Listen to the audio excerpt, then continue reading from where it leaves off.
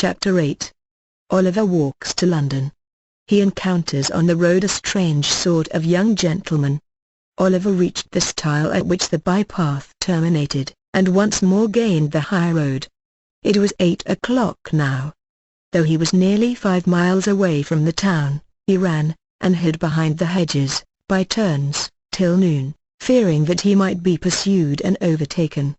Then he sat down to rest by the side of the milestone, and began to think, for the first time, where he had better go and try to live. The stone by which he was seated bore, in large characters, an intimation that it was just 70 miles from that spot to London. The name awakened a new train of ideas in the boy's mind. London! That great place! Nobody, not even Mr. Bumble, could ever find him there. He had often heard the old men in the workhouse, too, say that no lad of spirit need want in London, and that there were ways of living in that vast city, which those who had been bred up in country parts had no idea of. It was the very place for a homeless boy, who must die in the streets unless someone helped him.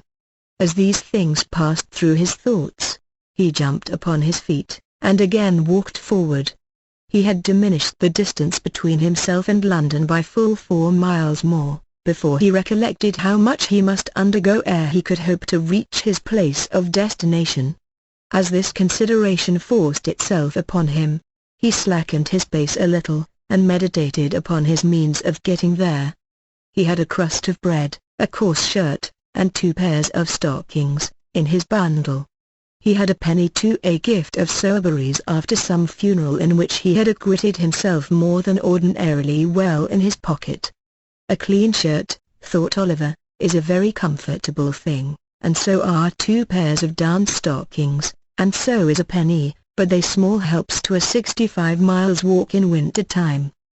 But Oliver's thoughts, like those of most other people, although they were extremely ready and active to point out his difficulties, were wholly at a loss to suggest any feasible mode of surmounting them. So, after a good deal of thinking to no particular purpose, he changed his little bundle over to the other shoulder, and tried it on. Oliver walked 20 miles that day, and all that time tasted nothing but the crust of dry bread, and a few draughts of water, which he begged at the cottage doors by the roadside. When the night came, he turned into a meadow, and, creeping close under a hayrick, determined to lie there till morning. He felt frightened at first, for the wind moaned dismally over the empty fields, and he was cold and hungry, and more alone than he had ever felt before. Being very tired with his walk, however, he soon fell asleep and forgot his troubles. He felt cold and stiff when he got up next morning, and so hungry that he was obliged to exchange the penny for a small loaf, in the very first village through which he passed. He had walked no more than 12 miles, when night closed in again. His feet were sore, and his legs so weak that they trembled beneath him. Another night passed in the bleak damp air, made him worse. When he set forward on his journey next morning he could hardly crawl along. He waited at the bottom of a steep hill till a stagecoach came up, and then begged of the outside passengers, but there were very few who took any notice of him, and even those told him to wait till they got to the top of the hill, and then let them see how far he could run for a halfpenny. Poor Oliver tried to keep up with the coach a little way, but was unable to do it, by reason of his fatigue and sore feet. When the outsides saw this, they put their halfpence back into their pockets again, declaring that he was an idle young dog, and didn't deserve anything, and the coach rattled away and left only a cloud of dust behind. In some villages, large painted boards were fixed up, warning all persons who begged within the district, that they would be sent to jail. This frightened Oliver very much, and made him glad to get out of those villages with all possible expedition. In others, he would stand about the inn yards, and look mournfully at everyone who passed, a proceeding which generally terminated in the landlady's ordering one of the post boys who were lounging about, to drive that strange boy out of the place, for she was sure he had come to steal something. If he begged at a farmer's house, 10 to 1 but they threatened to set the dog on him, and when he showed his nose in a shop, They talked about the beetle which brought Oliver's heart into his mouth, very often the only thing he had there, for many hours together. In fact, if it had not been for a good-hearted turnpike man, and a benevolent old laddie, Oliver's troubles would have been shortened by the very same process which had put an end to his mother's. In other words, he would most assuredly have fallen dead upon the King's highway. But the turnpike man gave him a meal of bread and cheese, and the old laddie, who had a shipwrecked grandson wandering barefoot in some distant part of the earth, took pity upon the poor orphan, and gave him what little she could afford and more, with such kind and gentle words, and such tears of sympathy and compassion, that they sank deeper into Oliver's soul, than all the sufferings he had ever undergone. Early on the 7th morning after he had left his native place, Oliver limped slowly into the little town of Barnet. The window shutters were closed, the street was empty, not a soul had awakened to the business of the day. The sun was rising in all its splendid beauty, but the light only served to show the boy his own lonesomeness and desolation, as he sat, with bleeding feet and covered with dust, upon a doorstep. By degrees, the shutters were opened, the window blinds were drawn up, and people began passing to and fro. Some few stopped to gaze at Oliver for a moment or two, or turned round to stare at him as they hurried by, but none relieved him, or troubled themselves to inquire how he came there. He had no heart to beg. And there he sat.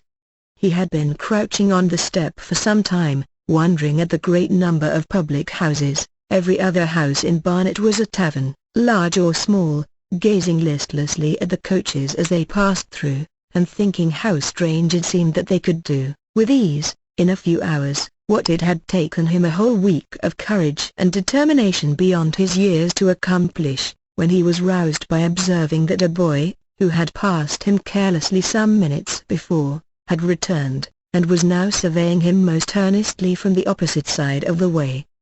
He took little heed of this at first, but the boy remained in the same attitude of close observation so long, that Oliver raised his head, and returned his steady look. Upon this, the boy crossed over, and walking close up to Oliver, said, "Hello, my covey. What's the row?" The boy who addressed this inquiry to the young wayfarer, was about his own age, but one of the queerest-looking boys that Oliver had even seen. He was a snub-nosed, flat-browed, common-faced boy enough, and as dirty a juvenile as one would wish to see, but he had about him all the airs and manners of the man.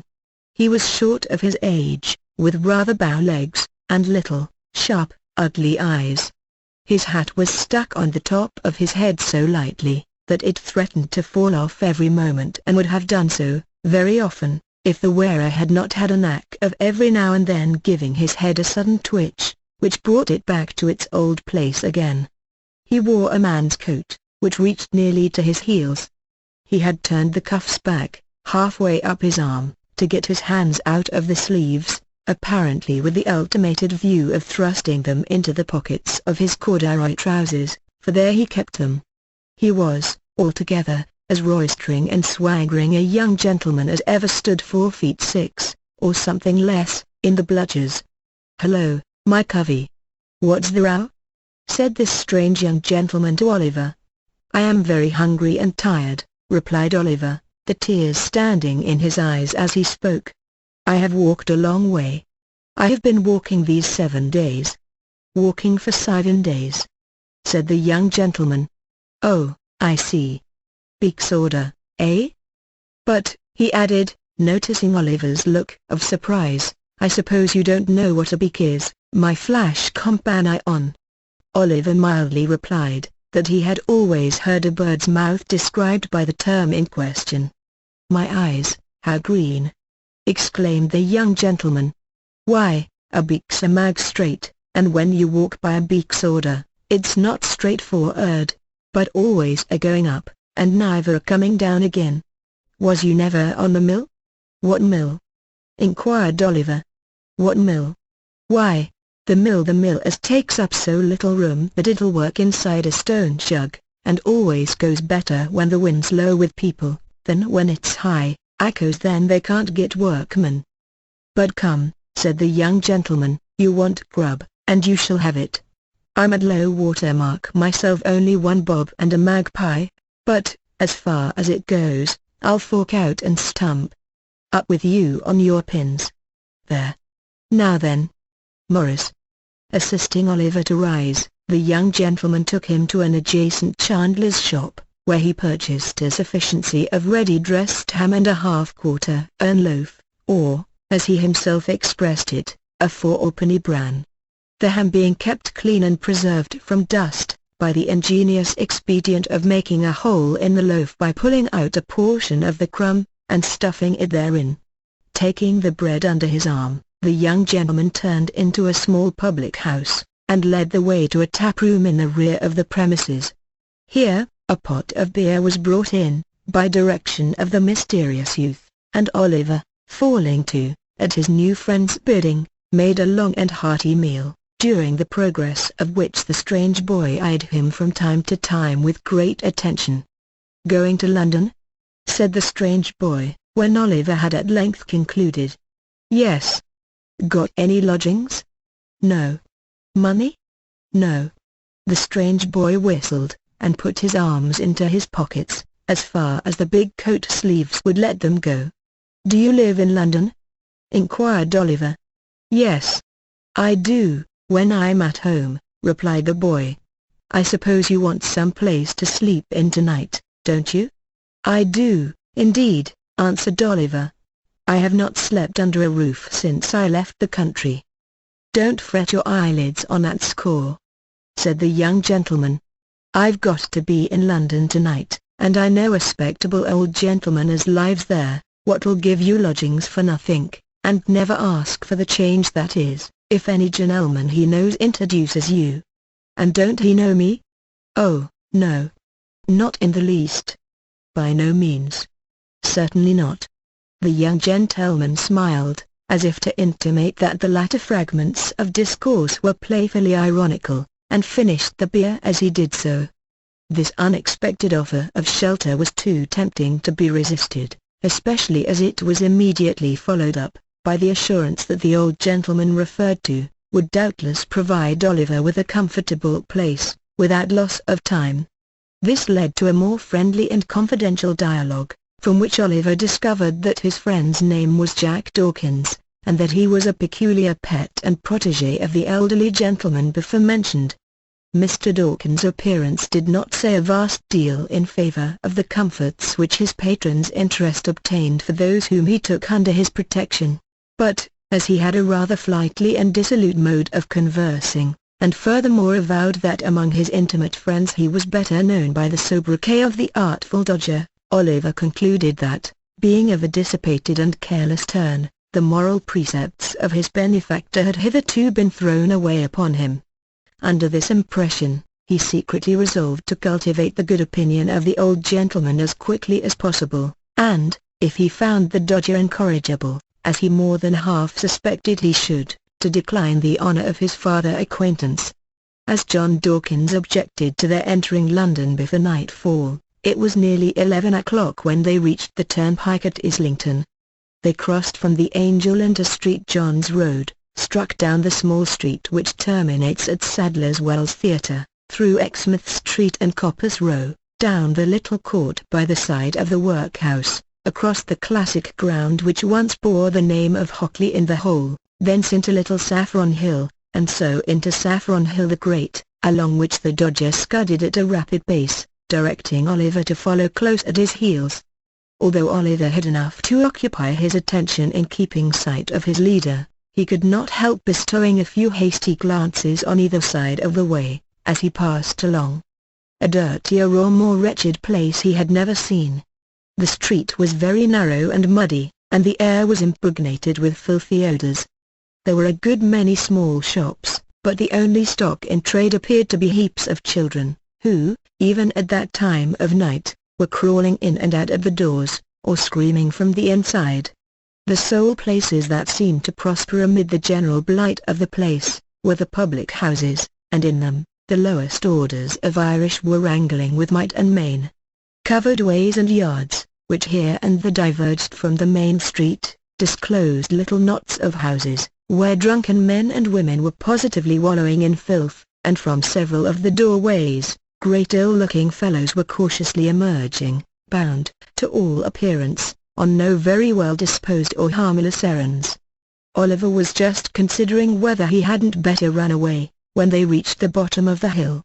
His conductor, catching him by the arm, pushed open the door of a house near Field Lane, and drawing him into the passage, closed it behind them. "Now, then!" cried a voice from below, in reply to a whistle from the Dodger. "Plummy and slam," was the reply.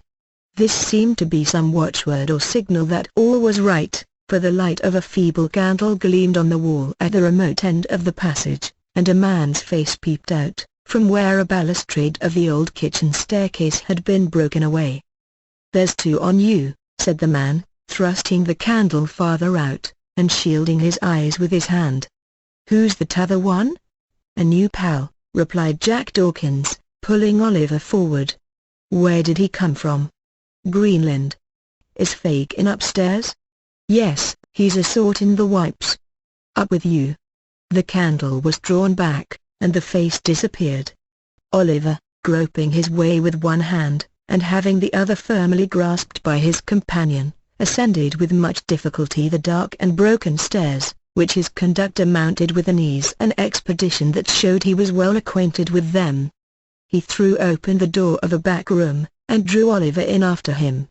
The walls and ceiling of the room were perfectly black with age and dirt. There was a deal table before the fire, upon which were a candle, stuck in a ginger beer bottle, 2 or 3 pewter pots, a loaf and butter, and a plate.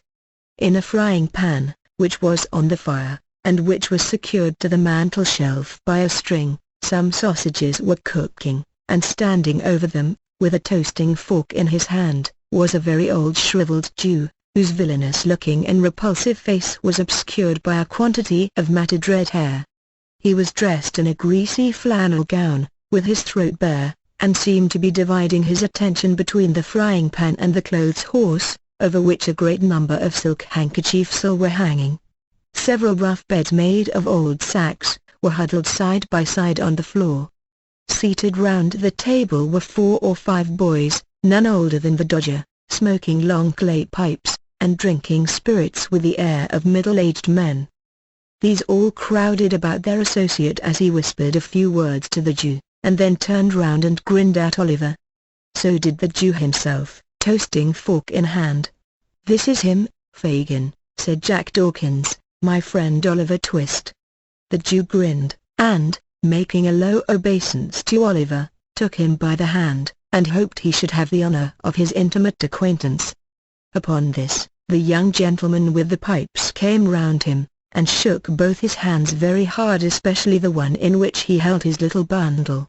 One young gentleman was very anxious to hang up his cap for him, and another was so obliging as to put his hands in his pockets, in order that, as he was very tired, he might not have the trouble of emptying them, himself, when he went to bed. These civilities would probably be extended much farther, but for a liberal exercise of the Jew's toasting fork on the heads and shoulders of the affectionate youths who offered them. "We are very glad to see you, Oliver, very," said the Jew. "Dodger, take off the sausages, and draw a tub near the fire for Oliver. Ah, you're staring at the pocket handkerchiefs. My dear. There are a good many of them, ain't there? We've just looked 'em out, ready for the wash, that's all, Oliver, that's all." Ha! Ha! Ha! The latter part of this speech was hailed by a boisterous shout from all the hopeful pupils of the merry old gentleman, in the midst of which they went to supper. Oliver ate his share, and the Jew then mixed him a glass of hot gin and water, telling him he must drink it off directly, because another gentleman wanted the tumbler. Oliver did as he was desired. Immediately afterwards he felt himself gently lifted onto one of the sacks, and then he sunk into a deep sleep.